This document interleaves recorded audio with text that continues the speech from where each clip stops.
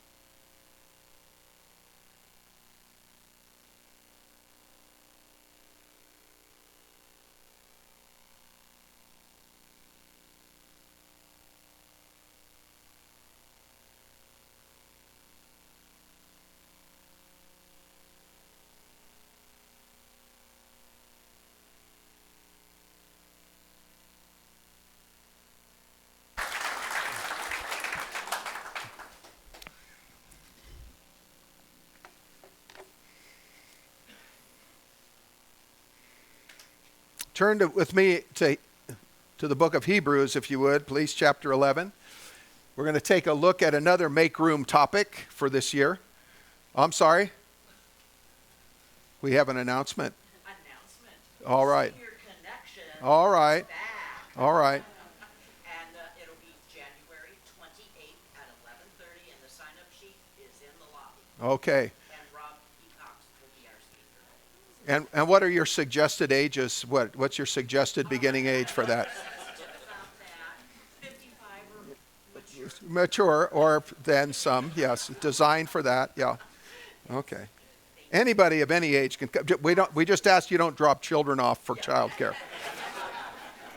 We thought you were having an activity. We thought we'd drop them by. They would not be mistreated or mishandled. We have a room we can put them in. That's okay.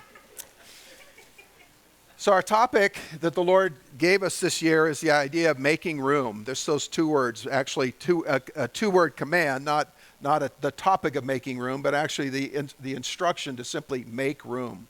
And the idea is that this is a personal idea. How do we apply that in our own lives? How do we make room? How do we listen for the Lord's voice and what we're to make room for? Oftentimes, we always make room for the things that are important to us, don't we? We always make room for the things that, and what's interesting is sometimes the things that are important to us aren't all that important. Have you ever noticed that? There's some things that kind of are important to me, and then when I step back, I realize, that really wasn't all that important. So part of making room, or the command to make room, part of following that out is determining what are the priorities of life, what are the things that are truly important. And this morning we're going to talk about making room, or make room for the possibility. Make room for the possibility. And the possibility that we're talking about is the possibility that this message about Jesus Christ is true. A lot of times people aren't even making room in their lives for the possibility that this gospel is true. When I was a young teenager, raised in a home, we didn't go to church, I never even thought about the aspect of what it would look like if the message that Christians were sharing was true. I didn't even examine what that message was, really. I didn't even really get to know it. I've said before that for a Christian nation, we're actually very broadly ignorant of what Christianity is. Right? People have an idea of what it is, or they think they can identify it, but the fact is, for the most part, they're ignorant of what it really means and what the gospel really is, what the message of the church should be. And unfortunately, a lot of that responsibility falls on us, because oftentimes we've misrepresented it because we have put forward as important sometimes the things that are not as important as the key points of our faith. We often project with our anger, with our frustration, with the loudness of our voices, topics that may seem Christian, but in reality they aren't really about the gospel, so that somebody just getting a start wouldn't really know what the gospel was. I've shared before, the first evangelist I ever met was a young boy of about 8 years old. He was one of my classmates, and he asked me, he said, "Do you believe in God?" And my response was, I had not really had any church exposure. The whole idea of God was really beyond anything I thought about. I mean, I had a bicycle. I believed in a bicycle. I didn't know about God. But I said, "Well, no." And he said, "Well, then you're going to hell." So that was my understanding of God and hell, and that believing is what I had to do. But what I'm encouraging you to do, because oftentimes we are at a place, whether I am not a Christian at this point or would not identify myself as that, if I'm saying, well, I'm not sure I'm that, and oftentimes I've run into people that they're not hostile to Christianity, they're exploring Christianity. I remember years ago in a little church in San Andreas, a little Assembly of God church, there was a couple that would come, an older couple that would come. They had moved into town, and they have faithfully attended church. And the husband would always, anytime there was a work day or anything at church, he showed up for it. Anytime his wife was there for a meeting, he was there. But I remember one time he sat down with a few of us, and we were talking about faith, and he said, "I want you guys to understand," he said, "I'm not a Christian." I thought, well, you're a better Christian than many of us, right? He's showing up, he's helping. He said, "I'm not a Christian." He said, "I haven't really accepted that faith." But we're like, "But you come with your wife to church." Well, I love my wife, and she loves coming to church, and I see what good it does for her, and I want to be there with her, so I come with her. But myself, I haven't really embraced those truths. And I get it, because as I look back and I think about all the things that for the most part, when I was a teenager and I became a Christian, I really only understood about this much of Christianity, just a little bit of it, just enough to kind of get in the door and have some sense of the importance of it. But the reality is, over the past 50 years of getting to know more about Jesus, I realized that to ask somebody to swallow this whole story, that's a big pill. I mean, it's a lot to take it all in. I ran into a gentleman one time living in Foothill Village here, that his name was Judson. And I thought, interesting, that was an interesting name, Judson. That was his first name. So I just was sitting at the table with him one time. My mom was there, and I was just kind of getting around, meeting some of the folks. And I asked him his name. He told me Judson. I said, you don't happen to be named for Adoniram Judson, the Christian missionary, are you? He said, actually, I am. And I expected, this is going to be an interesting story. He must have been raised in a Christian home. He said, yeah, my parents were solid Christian people, so I was raised in a Christian home. And he said, in fact, I actually went off to Bible college, Bible school at that time, they would have called it. And he said, I found I couldn't wrap my mind around the miracles of the Old Testament. I hit a story like Jonah, and I just went, I can't wrap my head around that story, that this really would have happened to somebody. And so because of his inability to kind of wrap his mind around that, or to kind of make room for the possibility that that was true, he actually stepped back from his faith.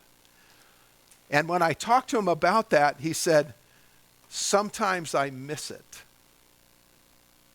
He missed the simplicity of just trusting God, of receiving those things and saying, I may not be able to wrap my mind around it, but in my spirit I can make room for what God is doing. Can I wrap my mind around how that would happen?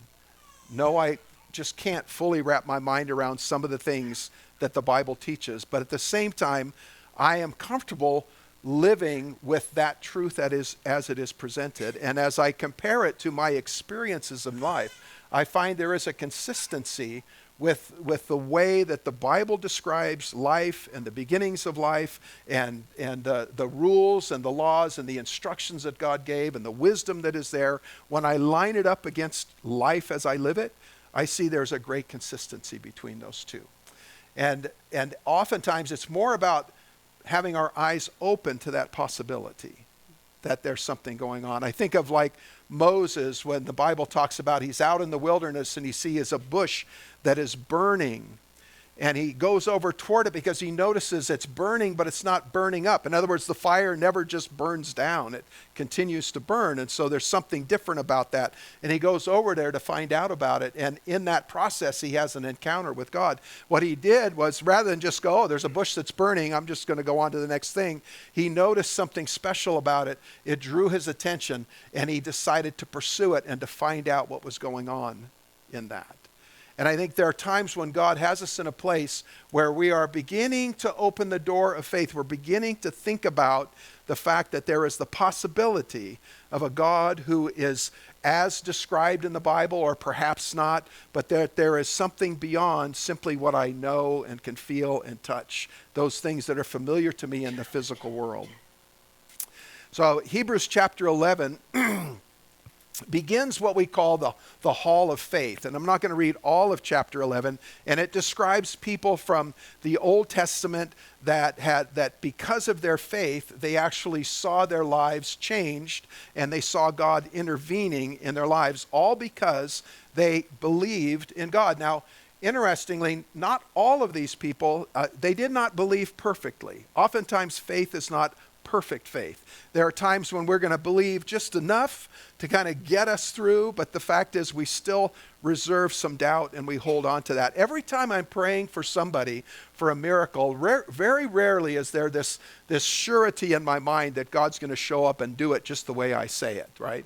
In fact, I would have to say, when I hear back from somebody and they say, when you prayed for me, that worked, and it really, I'm kind of surprised. I'm like, Oh, okay. Because in my natural space, right, I'm reaching out because that's what God says to do, but I still have this limited ability at times to really have confidence in that. So Hebrews chapter 11 talks about these people of faith, but let's just talk about what it says about faith itself. It says, now faith is being sure of what we hope for, certain of what we do not see. In other words, there are aspects to this life we don't see. Things we cannot affirm or confirm with our own eyes. There are aspects to that, and faith involves a confidence even in these things that we do not see. This is what the ancients were commended for, talking about those in the Old Testament. By faith, we understand that the universe was formed at God's command. Do I know how that happened? Was I there when it took place? Could I describe all the processes that God put together? But what's very interesting is the more we study those processes, the more we see the order and the structure that could not have come about randomly. We see things working the way they do in a very, very design-oriented fashion, like a great architect had put together this whole process. So that what is seen was not made out of what was visible. In other words, what we see came about, and you think about any explanation for the beginning of the universe has to start from something, right? It's like, how did something come about? Where did this something come from that we have? We know that much of the universe is just empty space and void, but yet there is mass in there, and these objects actually relate to each other through gravity and through centrifugal forces, and they keep their distance, and they revolve around each other. And all this is ordered in such a way, but it came about from nothing. The Bible tells us that God spoke these things into existence. Even light itself, he spoke it into existence. In other words, as he spoke, things ordered themselves into matter. I don't care whether it's Big Bang, whatever. Years ago, somebody said, perhaps it was a Big Bang, but one must ask, who lit the fuse, right? Where did this matter and this energy come from the very beginning? Either way, it takes faith, right? Because those are things you don't see, and you don't have the opportunity to go back. Somebody might put together a really cool looking video of how that happened, but the reality is there is no video of how it happened. By faith, Abel offered to God a better sacrifice than Cain did, just by faith. He was commended as a righteous man when God spoke well of his offerings. And by faith, he still speaks, even though he is dead. By faith, Enoch was taken from this life. The Old Testament, one of the descendants, recent kind of fairly close descendants of Adam and Eve, was a man by the name of Enoch. And the Bible simply says that he walked with God, he talked with God, and he was not because God simply took him. So he didn't go through a natural death. God just said, hey, Enoch, I think I want to spend more time with you. And up he went.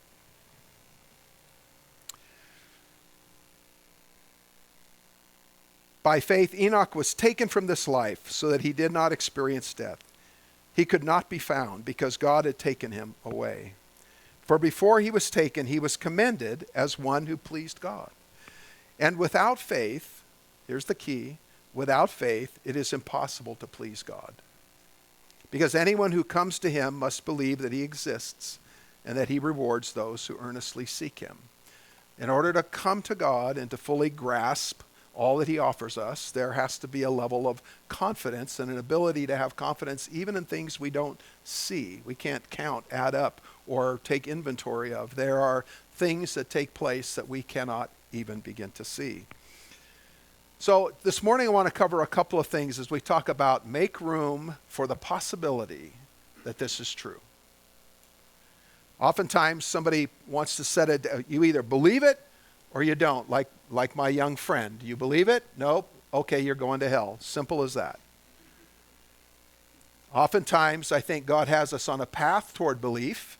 He has us on a path of believing. My faith increases and expands daily, hourly, yearly. I begin to have greater confidence and greater trust in God. Sometimes as I get older, it's harder because I used to have my youth I could have confidence in. And now looking forward to getting older, I'm like, is this going to work? And I have to trust God more for what he's going to do with that. I have less that I can have control over. I have less that I can have management of. And I have to trust him more. This is where faith can become a comforting and an encouraging thing. First question I want to just kind of approach is the Bible reliable? Is that book that we've talked about for years, that Christians carry around, that we're accused of pounding on and thumping people over the head with, is that a reliable book? First of all, people will deny its reliability even as they have never read it. I've had people tell me, people who are non-believers, oh, I've read that. I'm like, no, you probably haven't. Because even Christians have a hard time getting through the Bible, right? It is only as long as some novels you may read, but the reality is it is not an easy book to just trudge through. There are parts of it that read like story. There are parts of it that read like an accounting book, right? Like somebody's keeping a ledger of population. So it has its, so often I've read that. I have a feeling they maybe have read parts of it, but probably haven't really read it all. And the reality is I came to faith as a young believer, as a teenager, without having read the Bible. I don't think it's necessary to have read the whole Bible to do it. There were those who shared with me the gospel. Most people who understood the gospel of Jesus Christ, those who listened to the voice of Paul or of Peter, of others, evangelists in the time, in that first century, had never read the whole Bible. Many of them had not, the Greeks particularly. And yet they were able to receive this truth about Jesus Christ. So it's not necessary. I got to read the whole thing first, and then, believe me, you probably won't get through it all. As I read it, the only thing that motivates pulling me through is the faith that there's something there beyond what I just see on the pages. That there's something there that feeds my spirit, and that I'm going to find something that perhaps I hadn't seen before. Is the Bible reliable? First you have to break it into two parts. There is the Old Testament and there is the New Testament. These are two really different writings. They are not, nobody sat down and just wrote the Bible start to finish. Nobody just said, okay, this is what Christianity is going to be about. We're going to just write it all out. Some think of the Bible like that. They think, well, somebody just sat down, wrote it all out, and said this is what it is.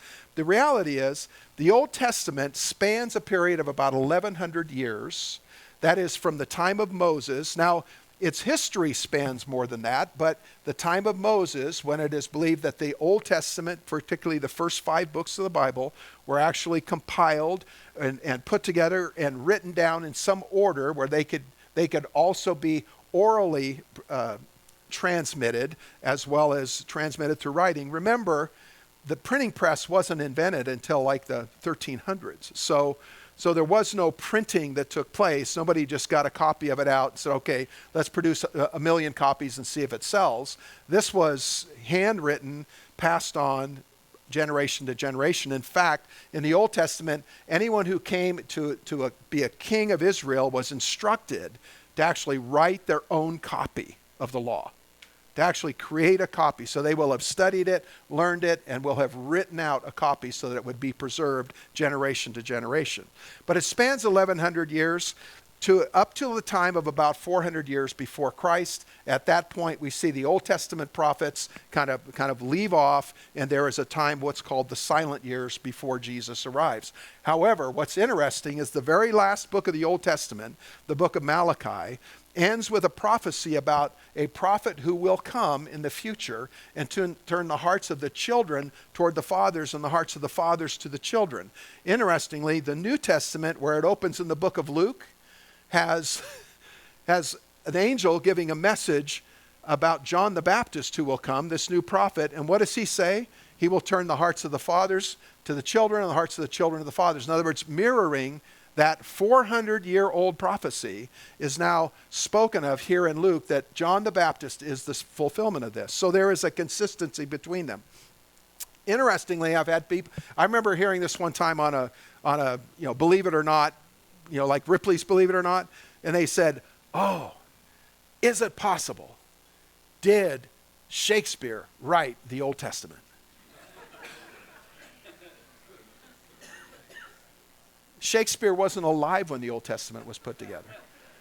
In the time of Jesus, the very first century, there had been a Greek copy of the Old Testament. This is a translation into Greek from the original languages, and a complete copy of that in Greek over 100 years before Jesus even came on the scene. So it had already been copied and distributed and was well known throughout the world that Jesus came into. And so this idea that, well, maybe Shakespeare, this idea could kind of plant, and they went through and said, well, if you look in this psalm, it's there, you see the word shake, and then look down here, you'll see the word spear, and then the number from this psalm, this verse here, kind of lines up with this verse over here, the numbers. People play with the words and the numbers, but the reality is that Old Testament existed in its form before Jesus even stepped on the earth. And it was accepted widely throughout the Roman world as an accurate and reliable document, at least believed in by the Jews, and that it was a reliable copy or a reliable translation of those Jewish scriptures. In the time of Jesus, there were still scrolls that were written out with the Old Testament. In fact, when Jesus stepped into a synagogue, one of the things that he did is he read from the Old Testament. So the Old Testament was around. It was believed. It was considered reliably translated and transmitted even in the time of Christ. So the Old Testament, the idea of that is kind of settled. Now we have the New Testament that comes to us, beginning kind of with the Gospels written by the apostles. There are some theories that came up in the early 20th century, in the early 1900s. There were some beginning to propose, these Gospels written by Matthew, Mark, Luke, and John, those are the books that kind of tell us about the life of Jesus. Those are four books that tell us about that same period of time. So they're not a progression of his life, but actually telling us about his ministry and his life, most of which occurs within about a 3-year period from the time that he started his ministry up in Galilee, continued it down into Jerusalem, and eventually to his crucifixion and resurrection. Those books become the Gospels. And there was a theory that said these were anonymous books. These were just collections of folklore about this Jesus, and they were simply compiled, and then later somebody put titles on them to give them some authority. They said, oh, Matthew must have written this one, so we'll label it Matthew, that way people will believe it. We'll label this one John, that way people will believe that happens. And so they would say that initially all these manuscript copies were anonymously written, and then were later attributed by the church to these people so that they would then be considered authoritative. Here's the problem. There are no anonymous copies or manuscripts available. None. You look back in history, so there's no textual evidence that ever took place. As early as the 2nd century, that is from 100 AD to 200 AD, in that period, as early as in that period, we find copies and portions of these Gospels that are actually attributed to their original authors, Matthew, Mark, Luke, and John. They're actually attributed to that. So the church, by the middle of the 2nd century even, was already considering those Gospels authoritative. And before you think, well, the church had to make this up, back then the church had no political power. There was no advantage to being part of the church or being a church leader. In reality, it would cost you more than it would ever gain you. So to say, well, we had to have this in order to get power, that didn't work back then.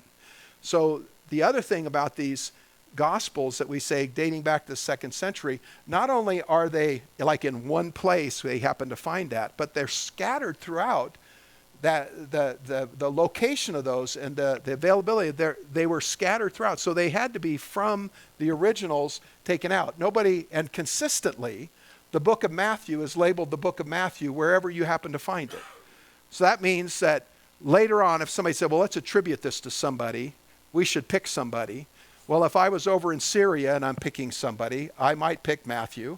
If I was over in in Greece or Athens, Samaria, might say, well, let's pick somebody else. And you would have all these gospels that, here's a gospel of John, but it doesn't read like this God. They're all consistent in what they do. So really that theory is often thrown up, but it doesn't really hold water. I don't want to get too much in the weeds here, but there are fragments of papyri. That is, remember it was written on, well, we get our word paper, papyri, which doesn't hold up that well that long. But there are fragments of papyri from the Gospel of John, the Gospel of Matthew, and even the book of Revelation. These are all books in the New Testament that date back to the 2nd century. Dating back to the 2nd century. There are over 5,800 Greek manuscripts of the New Testament. Over 5,800 Greek manuscripts of the New Testament, with an astounding 2.8 million pages of biblical text, handwritten in Greek. Some manuscripts are small and fragments. There are some that are just fragments, but yet those fragments always agree with their larger copies that have been later. So even though a fragment may be older and we don't have the whole thing, when we compare it with a later copy, we see that it compares, the texts compare and line up with each other. The average New Testament manuscript copy that we have is about 450 pages, of course, handwritten pages. No other ancient text comes close in volume or consistency. You've probably heard like Aristotle quoted, Plato quoted, or others from that time. Do you realize we don't have nearly the textual evidence of their writings that we do of the New Testament? And yet, have you ever heard a scholar question whether Plato wrote what we say Plato wrote? Have you ever heard anybody question that Aristotle wrote what he wrote and quoted that? We never say, well, we think maybe, possibly he said this. But it's only those Christian texts that are questioned, which is interesting because in volume and consistency, there is nothing to compare. When we look at the consistency of the old texts compared to the newer or more recent copies, we see a great consistency in the transmission of those things. That there was during Old Testament times when scribes would copy the Old Testament, these were highly trained people, and they would actually copy it, and if there was an error made on any page that they did, that was completely gotten rid of. You didn't make a correction and come back later. It was considered one of the highest callings to be a copier of the scriptures. Today, if a Jewish congregation wants a handwritten wants a manuscript of the Torah, and they want to have that so that they can have it in their own possession, a handwritten copy written by qualified Jewish scribes, those cost $50,000 to $100,000 to have. That's how much it costs. That's how much labor is involved in the process of copying that. You don't just say, you know what, I can find a guy who can copy it cheaper than that. No, this is how it's done. It's very carefully controlled. And that's the way it was in Jesus' time as well. The Gospels were written very close to the events which took place. They weren't hundreds of years later that they were written. They were written within a lifetime of those events taking place. Interestingly, the book of Luke is a gospel written by a man who was not an eyewitness of Jesus' life. But what's interesting is Luke never identifies himself as an eyewitness. In fact, he talks about that he got this information from others. Now, if I were trying to pull the wool over somebody's eyes, I would claim to be an eyewitness. I would claim, hey, I saw all this stuff. But instead, he very carefully says, no, I wasn't an eyewitness of that, but I've researched this, I've looked into it, and so the book of Luke. So what about these Gospels, okay, if we've got those, but what about like the writings of Paul, all those other epistles, all that stuff in the New Testament? Maybe Paul just kind of made stuff up as he went along, and doesn't really base on this. Here's the thing that's fascinating. As you go through the New Testament, first of all, you will find that most of the writing in the New Testament is based very closely on the traditions and the rules of the Old Testament.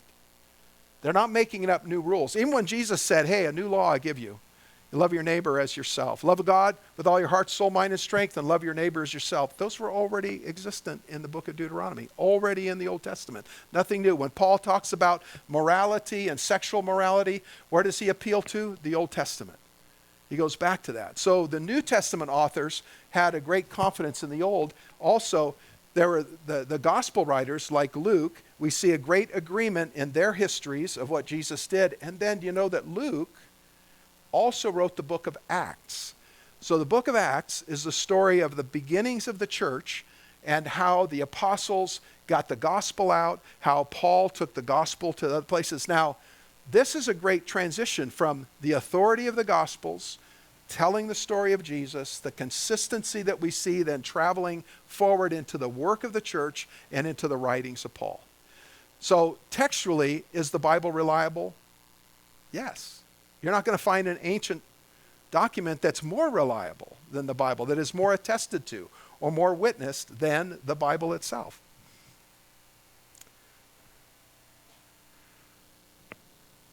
In the second, third, fourth centuries of the church, as called the early church fathers were writing about the gospel or writing commentaries on the gospel or instructions for the church, they relied heavily on both the writings of the gospels, which they considered authoritative, and also the writings of Paul, which they considered authoritative.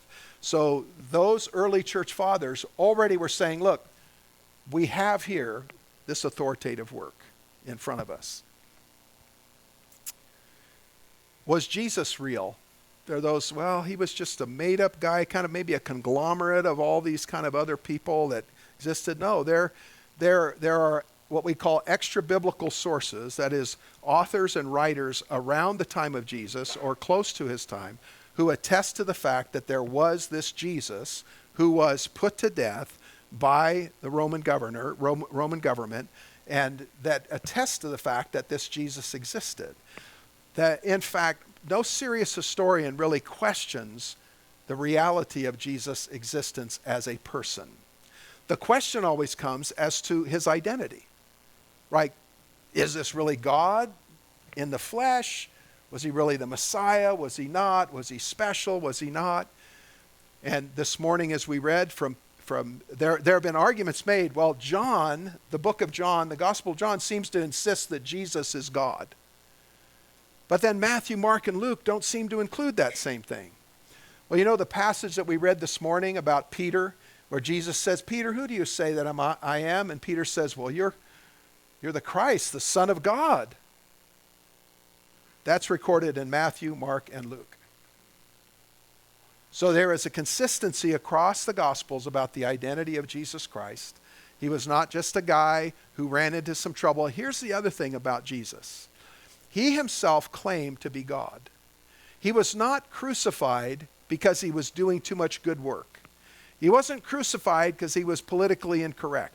He was crucified because he claimed to be God and was then accused by the Jews, the Jewish leaders, of blasphemy. Blasphemy, it was not blasphemy to claim to be the son of David or to claim to be the Messiah. There were those who had come along and done that, and basically they would go, well, we'll see how this works out. But he claimed to be God. When he's being questioned, he said, well, are you this, are you that? And then suddenly the high priest tears his clothes and says, blasphemy. He has declared himself basically equal with God. Therefore, they march him off to the Romans and say, we've got to put this guy to death because he's declared himself God, knowing that that's not enough reason for the Romans, because they're like, we have lots of gods, right? We have this about every month. Somebody comes along claiming to be another god. In fact, we have an emperor that thinks he's God, so this isn't really a big deal. He said, oh no, well, he says he's the king of the Jews. And there can't be any king but Caesar. So they knew how to play the game, and they got him crucified for that. But the reason that the Jews wanted him crucified was because he claimed to be God. So here's the reality. I hear people say, Jesus had some really good things to say. He was a good guy.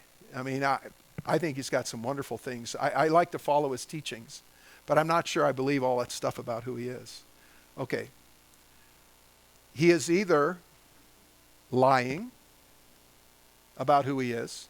In other words, he's a charlatan. He just made this up. He's gathered a following of people. He's just making this stuff up. And eventually, this whole following of people give their lives, their fortunes, everything to this cause to follow this man who came to in that estimation, really to nothing. He just died and was crucified. That's it. So he was just a liar. He really wasn't God. Or he was a lunatic, right? He was crazy. What crazy person would we say, yeah, he was kind of off his nut, but he had a lot of good things to say?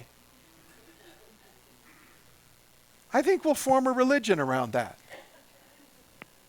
No. This is a man who made the claim of being God, of being deity, of being the Messiah, who said, if you believe in me, you will have eternal life. You don't say that unless you're crazy or lying, or it's true. Or it's true. Those disciples that followed Christ, those whose lives we can look back on and also are known to be historic people, we know where they went. Luke chronicled the travels of Paul. He chronicled the meetings in Jerusalem where they had conversations about this gospel. He not only chronicles the right things that were done. Here's the amazing thing about the Bible. You'll find it chronicles the wrong things that got done. It says Paul and John Mark had a falling out. Right? I mean, if I wanted to make some kind of beautiful story that everyone would buy, I wouldn't put that in there. I'd say, let's take that out. That's going to be too much trouble. But even the mistakes that were made, even the things that you and I would look at and go, oh, don't include that in my history, please. They're included. And then these men, who we know existed historically, they took that message, and at the cost of their own lives, every one shared that message as far as they could about Jesus, about his crucifixion, about his resurrection, about the words that he spoke and the lessons that he taught. And most important to them of those lessons were not the moral lessons, it was his identity. Locked in to at the center of the gospel, the good news of Jesus Christ from the beginnings of the church was the identity of Jesus Christ. So for me to say, I like Christianity because I think it's got some really good things to say, then you are denying the Christ of Christianity. You're saying, yeah, they've got some good. There are a lot of different religions out in the world that have some good things to say, but the reality is none of them have this claim that is kind of the rock that is immovable of Christianity. What about miracles? I think we should make room for miracles in our lives. I think we should make room for miracles. I love when we go to pray. You know, I love it when we say things like in the world, right? It's like, oh, our thoughts and prayers are with you. The reality is we're thinking about you. We're probably not really praying for you. Because what we're doing is we're thinking, it's kind of up. That's the way it is. But make room for miracles in your life. Make room for them. I remember one time I lost my wallet. And the interesting thing is I didn't know I had lost my wallet. I had gotten home. I had done my regular day, done my errands and stopped places. I got home, went through the evening. And it was the next morning. I woke up and I was just checking my emails. And I got this email about a message that somebody had left at the church that my wallet had been found in the parking lot of the Murphy's post office. And the person who found it had recognized my name and said, oh, I know this is a pastor locally. So they took it to one of the local churches in Murphy's, the Congregational Church, and left it there. Somebody was in the office and they left it there. I didn't even know my wallet was gone.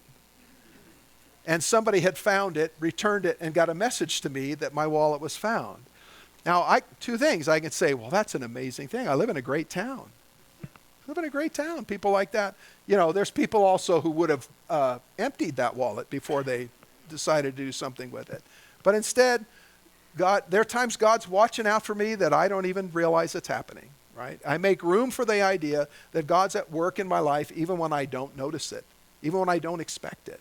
I also make room for the idea that he will do miraculous things. I've shared before how I lost my wedding ring. And it was, I was just looking everywhere for it and tried it. I'm trying to think where I might have lost it. I came up here with a metal detector because I had blown leaves on the lawn, and I was a little bit like, finding a ring in all that lawn up there. Okay, I took the metal detector, and I'm kind of thinking, this will do it. And I started, and let me tell you, metal detectors aren't what they're cracked up to be. There's a lot of metal out there in the world. Me. Am I going to dig a hole here? No, it's not. And so I finally, forget that. So what did I finally do? I prayed. I said, Lord, help me find my ring. Please, I've looked for it. I've done everything I can do. I ask you to help me find this ring.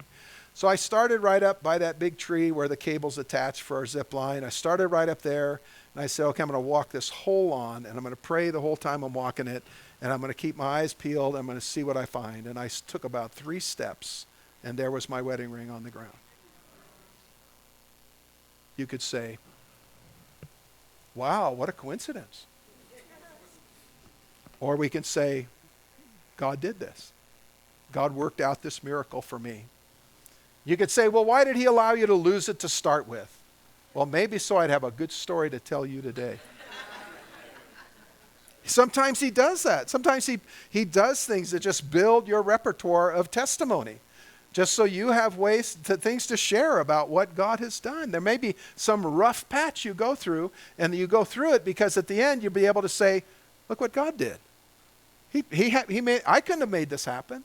I'm not that smart, but look what God put together. It's easy while we watch and observe the reliability and predictability of God's physical creation, right? We look around us and we see how the creation just works like clockwork. Everything functions like it always has and always should. We lose sight of the one who put these systems in place. And we forget that he's still able to intervene in those processes however he chooses. We might say, well, I think God's amazing. He put all this in order. It's just created all this in order. But the same one who created all that can also enter into it at any time and bring about whatever he desires to bring about. We're told in the New Testament about the prophet, well, the Old Testament talks about it, but we're reminded about it in the New Testament that the prophet Elijah prayed and it didn't rain for 3.5 years. And then God told him, pray again, Elijah, and he prayed again and it started to rain. Now you could say, that's quite a coincidence. Or maybe Elijah is just a really good predictor of the weather. Or perhaps God had a particular reason that he wanted a drought in Israel for 3.5 years. And that he had a particular reason that he wanted to demonstrate his power through breaking that drought. And that God intervened in that. That he made it work. That what's interesting to me is typically when God works a miracle, it just blends in beautifully with the rest of his creation.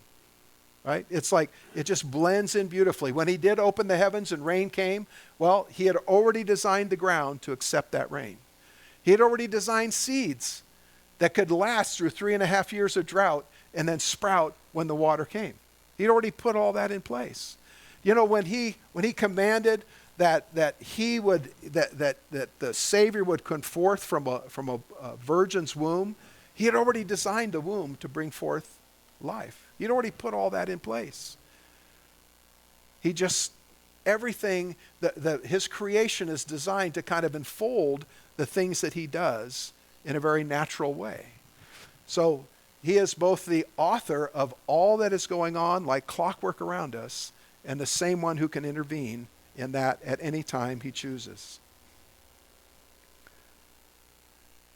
The author C.S. Lewis said, one is very often asked at present, nowadays, of course he's talking back in the 40s, we could not have a Christianity stripped or as people who ask it say freed from its miraculous elements. In other words, can you have a Christianity that doesn't involve any miracles?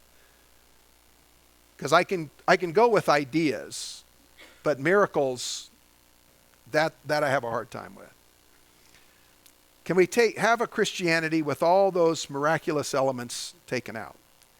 Now it seems to me that the one religion in the world, or at least the only one I know, with which you could not do that is Christianity. Christianity itself depends on miracles. It depends on a resurrection. It depends on a virgin birth. It depends on a God who created a world. It depends on God's intervening on behalf of men.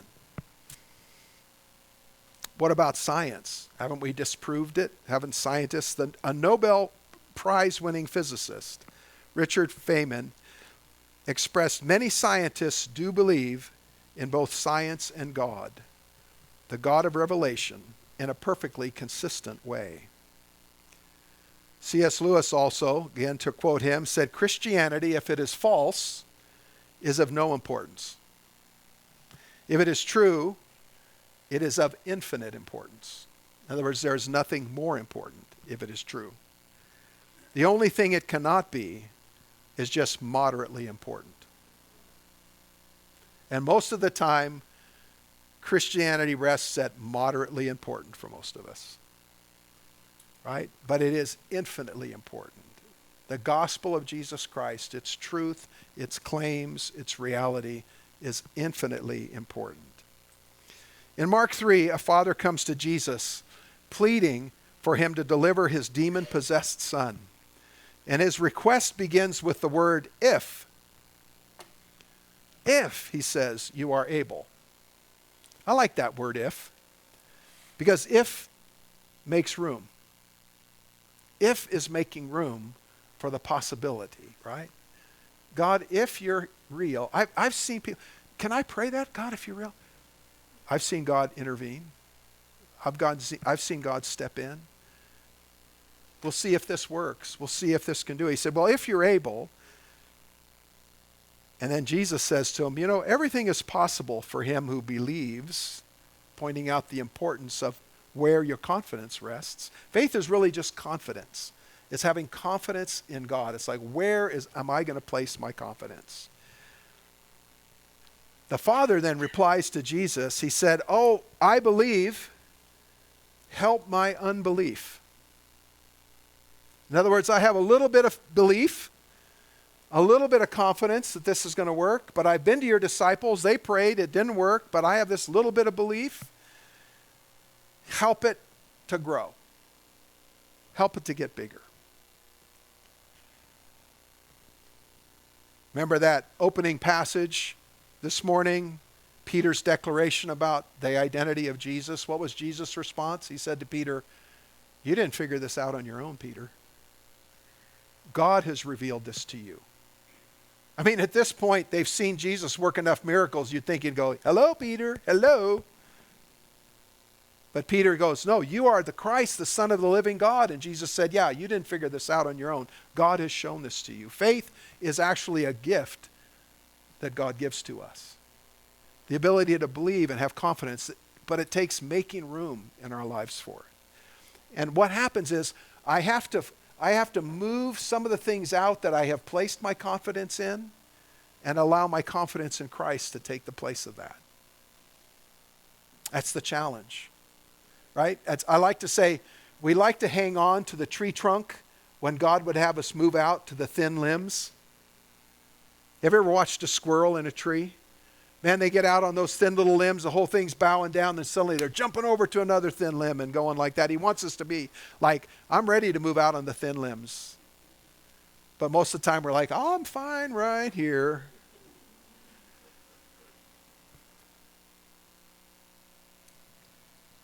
Jesus also spoke of faith being like a seed. And interestingly, he identified a mustard seed itself. In fact, he said, if you have this mustard seed of faith, you can actually move a mountain. Wow. Do you know this mustard seed is about 1/16 of an inch? That's about all it is. That's like one of the smallest marks on a builder's tape measure. And I thought, I'm going to look up mustard plants and just see what that little seed grows into, right? It said a mustard plant typically grows 1 to 3 feet tall. This is right from my source. but can reach up to 6 feet or more under ideal conditions. It forms a bushy, many-branched plant with lobed leaves and bright yellow flowers. It's not a tree, though large ones can appear tree-like.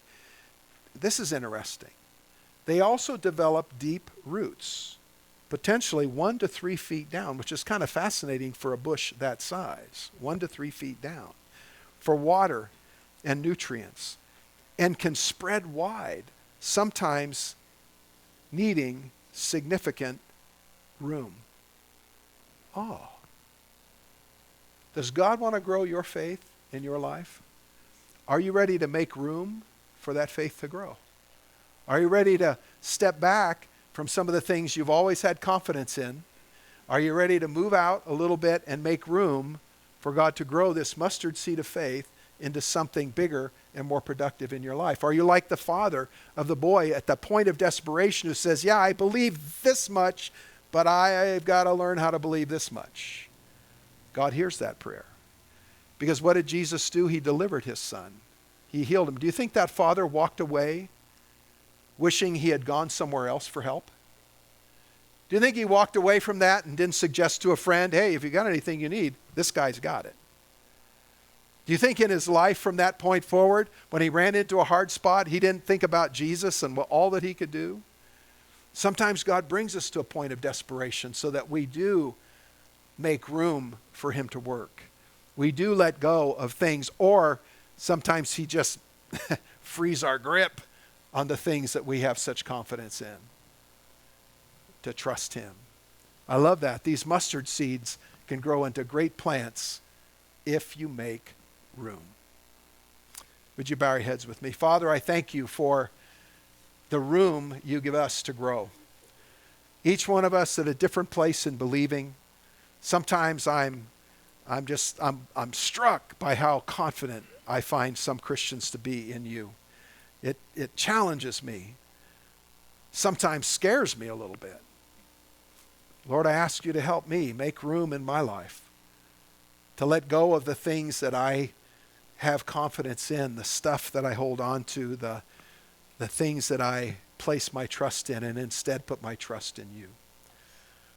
Father, we're in a world that we know will be shaken. We want to be holding on to the things that cannot be shaken.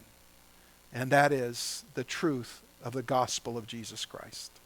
I pray for those this morning whose faith is little, whose faith is searching, faith is wondering, and I pray that you make room in their hearts and minds for the truth of the gospel of Jesus Christ. We ask this in Jesus' name. Amen. Amen. God bless you this morning. Pray you have a blessed week ahead.